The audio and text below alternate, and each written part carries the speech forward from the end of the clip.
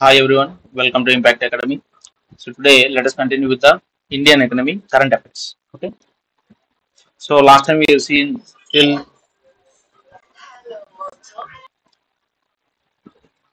last time we have seen till angel tax, right? So we have seen what is the angel tax, and angel tax is 30% tax on any excess funds, okay, raised by an unlisted firm through the issuance of shares over and above the fair market value. Okay, we have seen all that. What is what?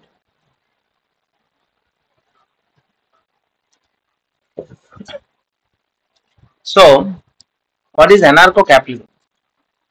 Okay, so this is a recent term, so it's better to just I don't try to remember everything. Okay, sometimes you have to remember in economy you have to remember the a lot of numbers also, especially when it comes to budget and socio-economic survey. So in other cases, just try to get an idea of what is happening in the current affairs. Okay, so this anarcho-capitalism, what it means is it advocates for the abolition of state. Abolition of state, proposing that private companies manage law and order in a free market. Okay, that means there should not be any government control, more like a market economy. Okay, not a capital, I mean not a mixed economy or a state economy, more like a free market economy. So anarcho capitalism is political philosophy and political economic theory that advocates the voluntary exchange of goods and services in a society without any regulation by the state.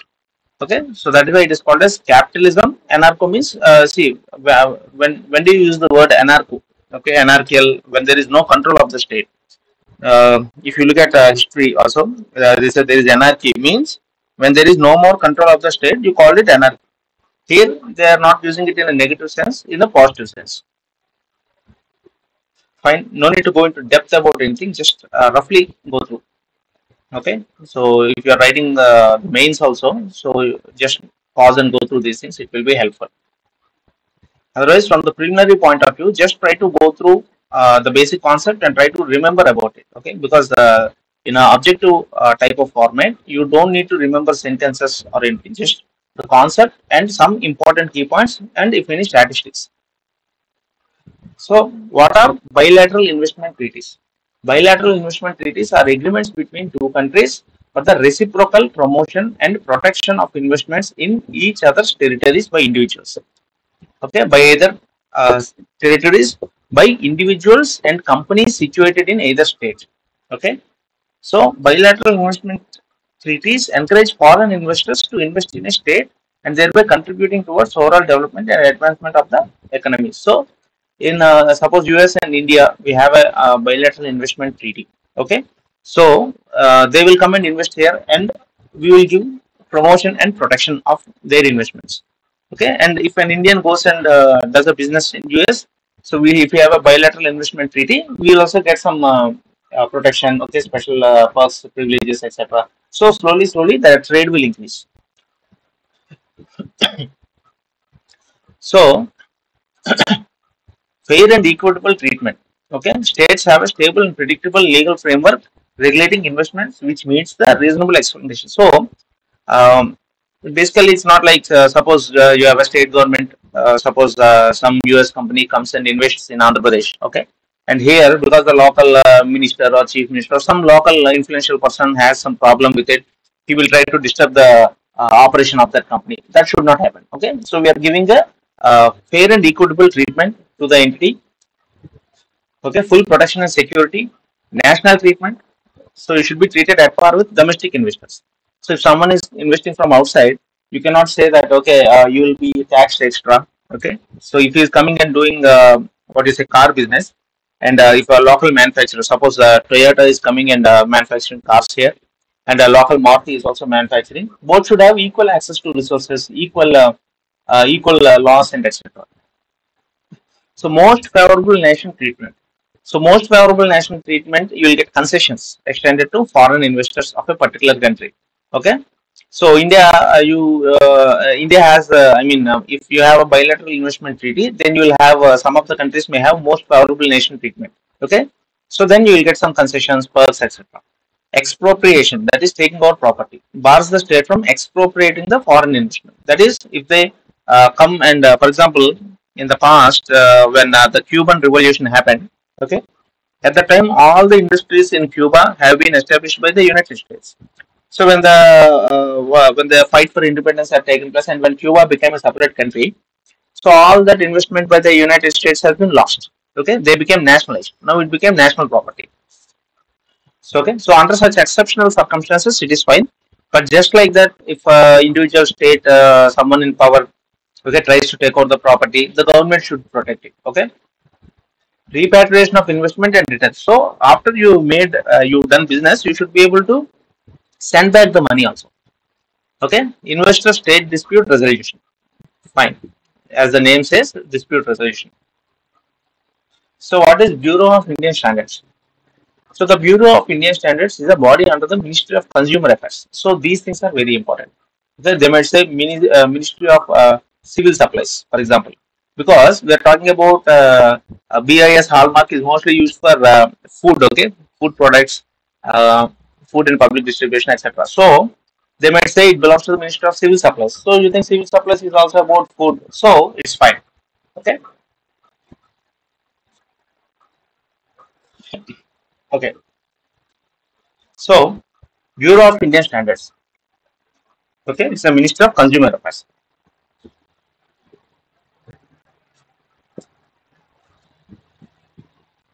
So BIS is the National Standard Body of India, established under the BIS Act of 2016. Try to remember that. Very important. 2016. So when you are preparing for objective type of exams, okay, any preliminary or for the group 2 mains or any objective type of question, just try to read a lot, okay, and out of that whatever you find important, if you have time, write it down. Otherwise, just read it multiple times or just go through. While reading, try to remember it. Okay, you may not exactly remember that BIS Act of 2016, but in the exam, if at all a question on BIS comes, okay, then all these things will somehow come into your mind, even subconsciously. Okay, suppose it is 2018 or 19, you will get it. You'll be able to link it. Okay, even if you are able to eliminate 50-50 and apply it, there is a high chance that you will get a what is a correct answer. So that is the one of the key factor of prelims. Okay, in the preliminary, try to read as much as possible. Don't think this is important, this is not important. Just read as much as possible, and while reading, um, try to keep it in mind. Try to register it in your mind, and if you have time, repeat it. Okay. So, so what is BIS? It's it has activities of standardization, marking, quality certification. Okay, BIS has its headquarters at New Delhi. It operates various schemes like product certification, that is the ISA mark, hallmarking of gold, silver jeweler, eco mark, which is basically environment friendly. So all these things come under the BIS. And BIS Act 2016 major highlights are enables the government to authorize any agency apart from the BIS to certify and enforce conformity to a standard. Okay. So not just BIS, the government can also authorize any agency. For example, agricultural products, you have ag mark, right? So and also provides consumer protection measures like recall of non-performing standard. So if it is not up to the standard, you can recall it. So such powers are given to the government. So that is about Bureau of Indian Standards. Buyback of shares is also very important. So what is the meaning of buyback? Buyback is a procedure that enables a company to purchase its shares from existing shareholders, usually at a price near to or higher than the prevailing market. Okay. So when a company buys back, it reduces its outstanding shares to the market, which increase the percentage of shareholding for the remaining shareholders. So, for example, if a company, small company, becomes slowly a big company, okay, so it goes for listing in the stock exchanges. So part of its equity is given out to the public. People start buying, but the owners usually try to keep 51% of the shares. So if you look at Reliance or Tata's anything, I mean the owners or the board of directors, etc. They don't own the whole company. Okay, in case of Reliance, it's not like Mukesh Ambani owns the whole company.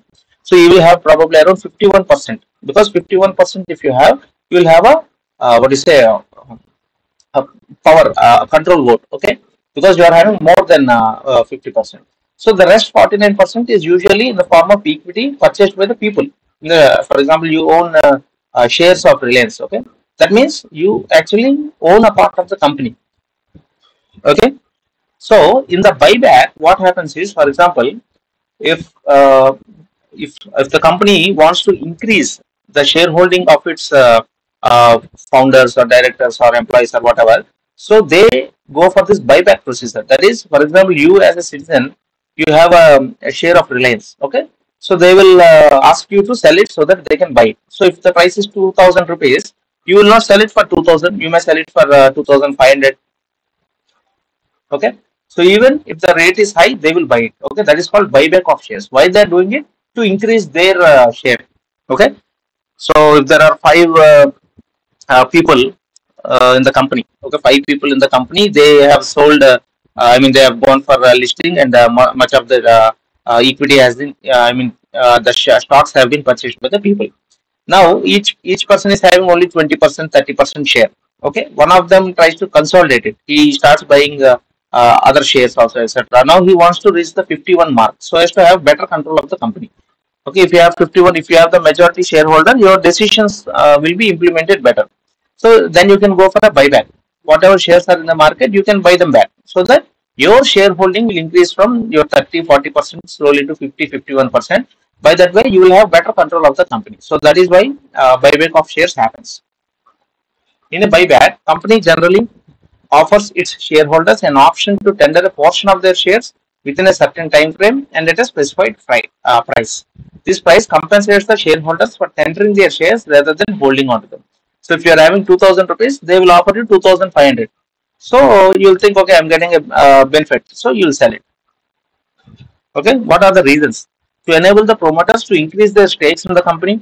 Okay, so the promoters from 30 to make it 40. Okay, to improve earnings per share, to provide an additional exit route to shareholders when the shares are undervalued or are thinly traded. So this is basically more like helping your shareholders. Okay, so something happens, people somewhere for example, if you look currently Paytm. Okay, Paytm, there is some problem with RBI, etc., etc. So in such a case, Paytm shares may value may decrease.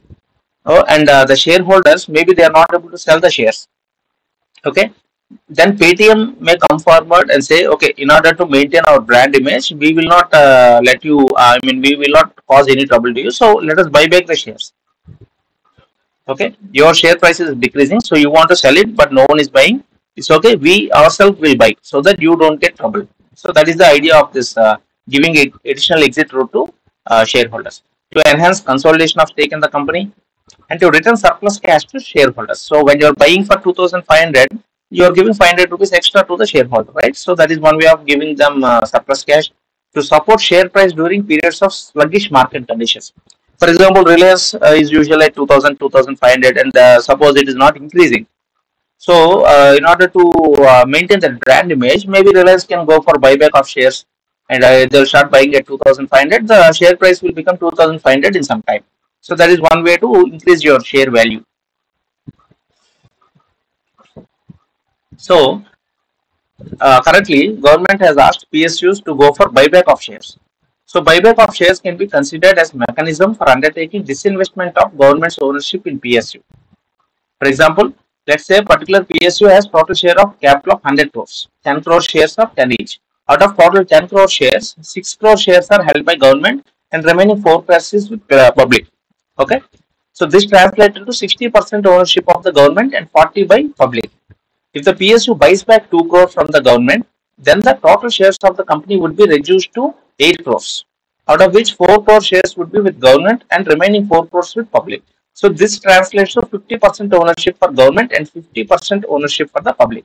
So basically, it is a form of disinvestment also. Try to remember that. So one of the statement can come like this. So buyback of shares is also a method for disinvestment. So that is a true statement. So this is important. Government has set an ambitious disinvestment target of 2.1 lakh crores.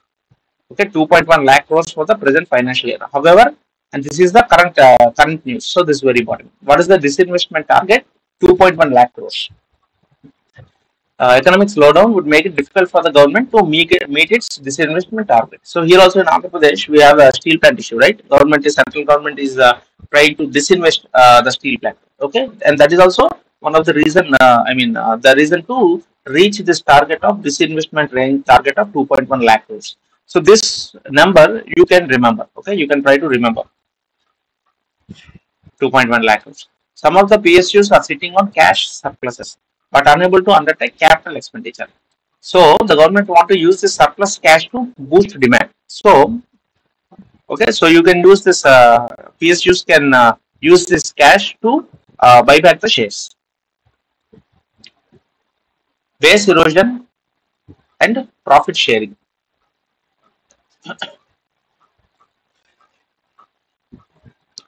So it refers to the tax avoidance strategy wherein companies take undue advantage of the tax exemptions in order to pay less tax.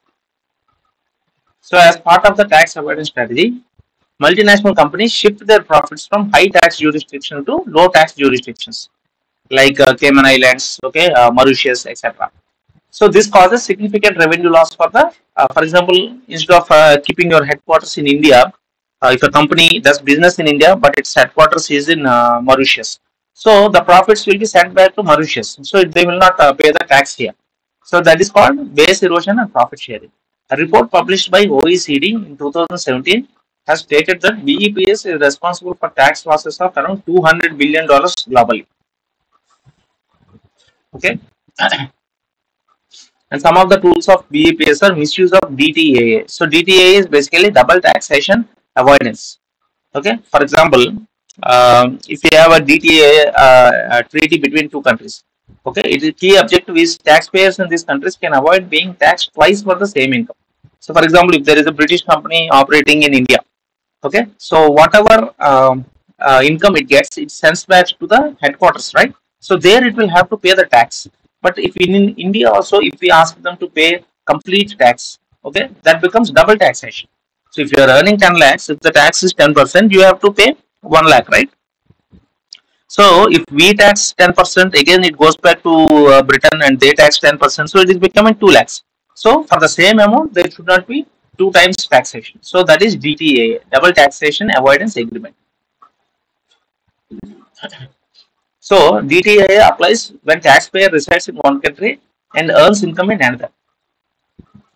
Such relief is provided by exempting income earned abroad from tax in the resident country. India has DTA with 80 countries. So, if you observe in recent British Prime Minister Rishi Sunak's wife also, because her father does business in India, right, Infosys.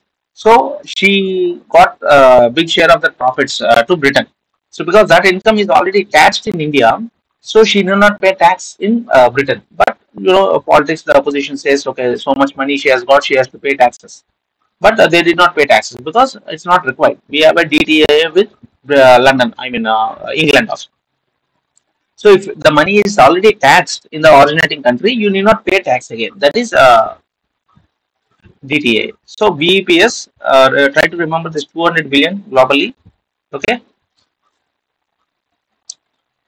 So Baltic Dry Index. Baltic Dry Index is the economic indicator issued daily by the London-based Baltic Exchange. The index provides assessment of price of moving the major raw materials by sea. Okay, so sea trade is very important for everyone. So remember Baltic Dry Index. It takes into account freight rates of bulk commodities such as coal, iron. Okay, so it's important for everyone, the whole world, because most of the trade happens through the sea. These cargo carriers. So changes in Baltic Dry Index can provide investors with important clues related to global supply and demand. Okay, so increase in the index value would point to increased economic activity. So remember that. So if there is an increase in the index, there is increase in economic activity and higher economic growth. So some of the other indices are Baltic Dirty Tanker Index for crude oil, Baltic Clean Tanker Index for petroleum products. Because it is crude oil, they used dirty. Because it is completed product, they used clean tanker index. So this oil is very important for the whole world. Okay, anything related to oil trade is very important. So India is currently buying from Russia So previously, Saudi Arabia, even now, Saudi Arabia is one of the top producer, and also even the United States is the top producer. Venezuela and Iran. So we used to buy from Iran. So U.S. Government has put sanctions on Iran, and we built the Chabahar port in Iran also for this purpose. So we start buying from there, and even Venezuela has sanctions from the U.S. So currently we are buying from Saudi Arabia, Russia, etc., etc. Fine.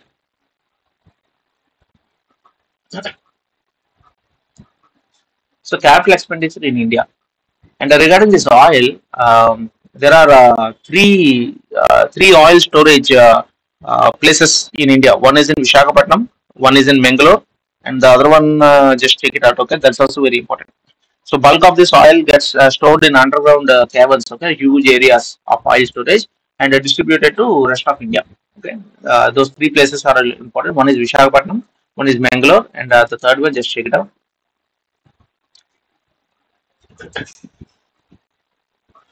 So capital expenditure in India. It refers to the funds allocated by the government for acquisition, construction, or improvement of physical assets.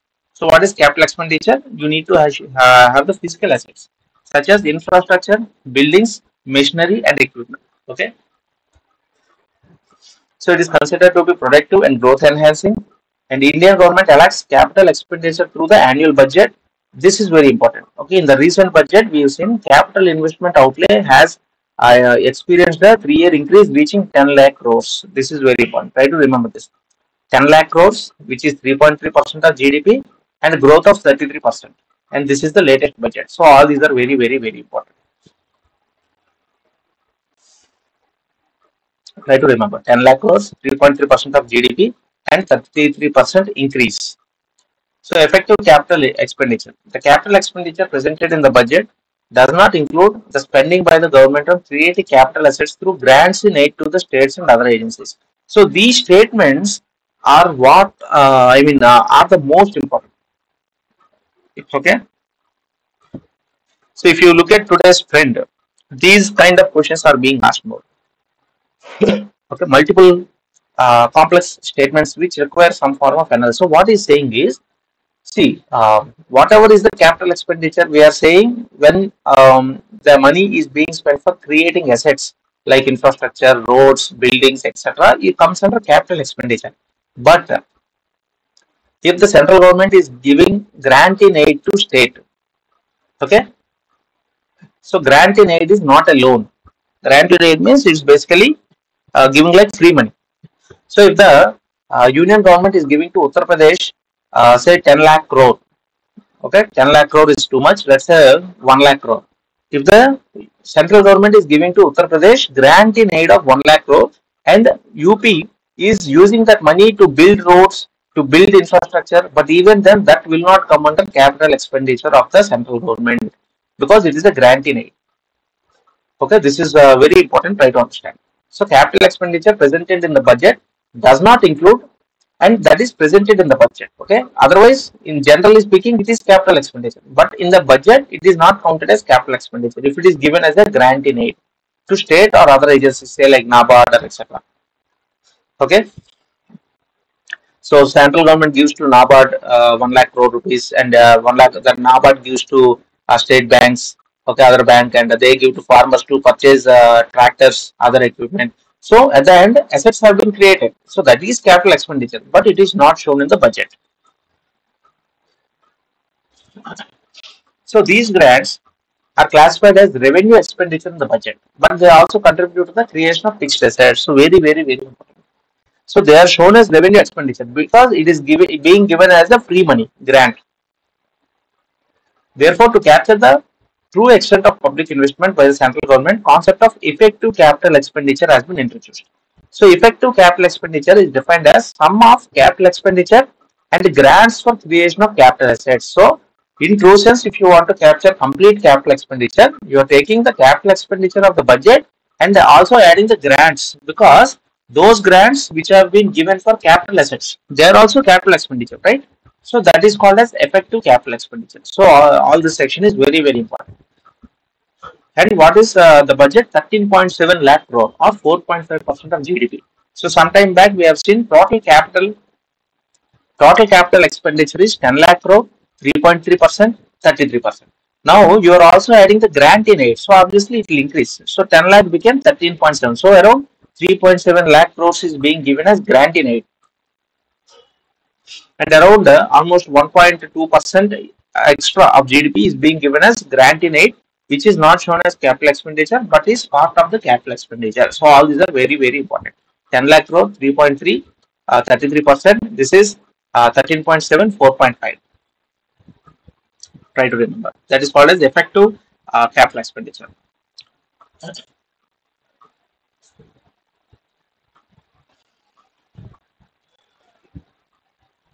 So what is capital adequacy ratio? Very, very important. Banking. So whenever we say banking, first thing that has to come to your mind is Narsimhan committee. Okay. So capital adequacy ratio has been laid down by the Basel committee. Basel means it's located in Switzerland, and we have these Basel norms: Basel 1, Basel 2, Basel 3. So see here it is Basel 3. So first one is Basel 1 1998, Basel 2 2004, Basel 3 2008. So basically what it means is, for example, you are a bank, you have 1 lakh rupees. So where did that 1 lakh rupee come from? That 1 lakh rupees came from the customers. The customers came, deposited 1 lakh, and as a bank, your duty is to take money from customers and give it to the general public as loans. So you have 1 lakh rupees and you give 1 lakh rupee loan to someone. Okay, so everything is fine. You are getting interest. You are getting 10%, 12% interest. You are paying 6% interest to the savings bank account holder. So everything seems fine. Now, if the person who has taken 1 lakh, if he does not pay back the money, so he pays 50,000, but he says I cannot pay 50,000. So every year some lakhs of crores of rupees is written up, right? So mostly rich people.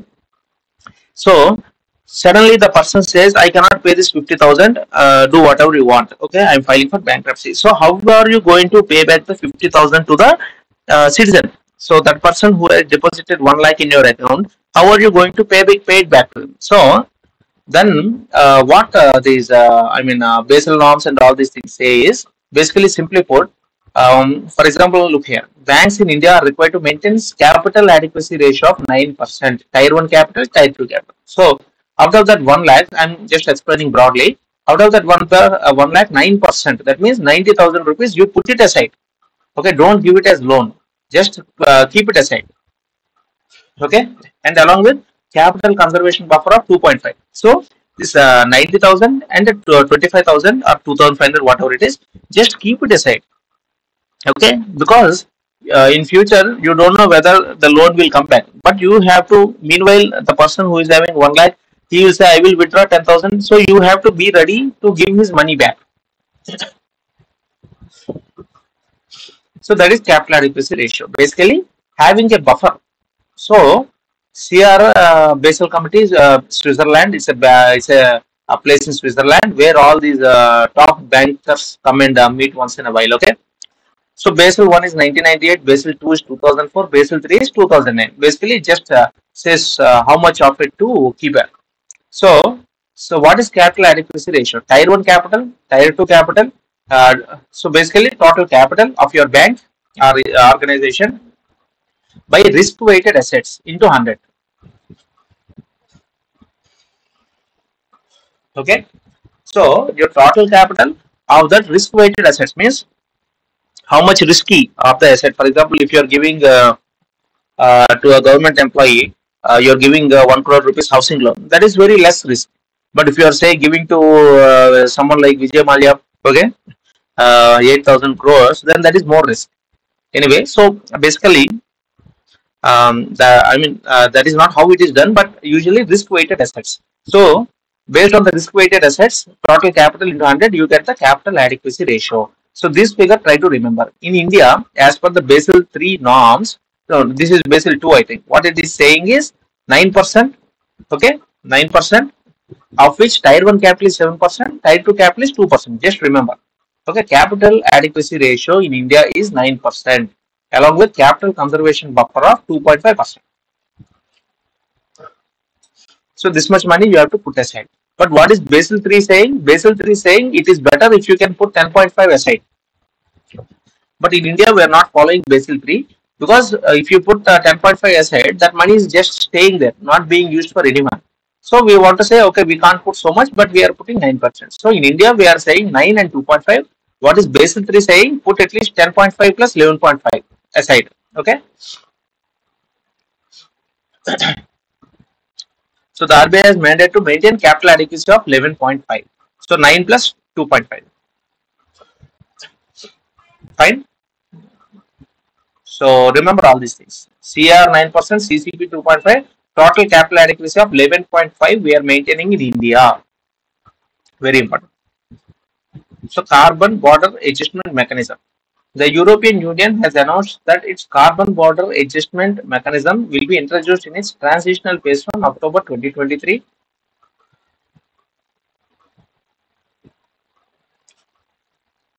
which will levy a carbon tax on imports of products made from the processes which are not environmentally sustainable or non-green. So carbon border, what is this? Carbon border adjustment mechanism. So CBM will translate into 20 to 25% tax on select imports into EU. So what it means is, suppose in the European Union, they have very strict rules. If there is a factory which is producing something, they will have strict checking, and they will say, okay, the exhaust, because we are talking about carbon trading and environment sustainability. So they will say you have to have a filter for the exhaust, okay, and you have to have a disposable system for this sewage, etc. All these things. So obviously, when they produce a product, it is going to be costly because they are spending so much money for this compliance, okay, environment sustainability, etc. All these, the air filters and all these things. Say suppose some other country, in India it is still okay, but if you go to somewhere in remote country, okay, where no one cares, so they will just dispose all the waste material into the sea, and they will dispose all I mean they will just all the toxins, air, what do you say, exhaust gases into release into the atmosphere. So they are not purchasing air filters or sewer disposable system, etc. So they will be able to produce the products at a less cost. So in the European Union, they are selling for 100 rupees. Same product, same quality. Here you will be able to sell it for 50 rupees. So in order to bring some parity, what the European Union is saying, if you bring that product and sell it here, we will tax it 20 to 35%. So that product will become 90 to 100 rupees. Our product will be 100 rupees. So now it is equal. Okay. So that is the idea. Now, CBAM is part of the Fit for 55 in 2030 package, which is the EU's plan to reduce greenhouse gas emissions by at least 55% by 2030. All these are very important from both mains and preliminary point of view, compared to the 1990 levels in line with the European climate law. So, Fit for 55 in 2030. Okay. The CBAM is a policy tool aimed at reducing carbon emissions by ensuring that imported goods are subject to same carbon costs. So we are importing from somewhere, but those guys are just doing everything simply, and they are bringing less prices. So we will try to import some tax 20 to 35%, so that they are also subject to the same carbon tax along on the par with EU. Okay, so the CBAM is a policy tool. Okay, this is fine. The CBAM will be implemented by requiring importers to declare the quantity of goods imported into the EU and their embedded greenhouse gas emissions. So basically, they will have some procedure to do that. Okay, and they have to declare so much greenhouse gases we have released. So because of that, we will get so much tax. To offset these emissions, importers will need to surrender a corresponding number of CBAM certificates. Price will be on the weekly average. Okay, so all this is fine. No need to go into so much depth. But basically, it is an idea to tax the imports. CBAM will ensure climate objectives are not undermined, and cleaner production in the rest of the world, encourage non-EU countries to adopt more stringent. So, if someone might say, okay, why all this nonsense? I will also install air filters and sewage disposal system, and I will also sell at 80 rupees, 90 rupees, and then I don't need to pay tax. Okay, so it will encourage non-EU countries to adopt more stringent environment regulations, and it will prevent carbon leakage by discouraging companies. Okay, and this revenue will be used to support EU climate policies. So all this will be more what is in the mains. If such a question at all is asked, even see in mains, you have to understand that they may not ask a question on CBAM, okay, cross border. What is this carbon border adjustment mechanism? So they are not going to ask write a brief note on carbon border adjustment. No, they will say some of the actions taken for sustainable development or environment protection, etc. So somewhere in there you can write all this. That there is something called as a CBAM where EU is trying to bring a non-EU protection on par, etc. So just a couple of statements of this will add depth to your answer. Okay, so try to read all these things and remember. Fine. We'll continue with the next class.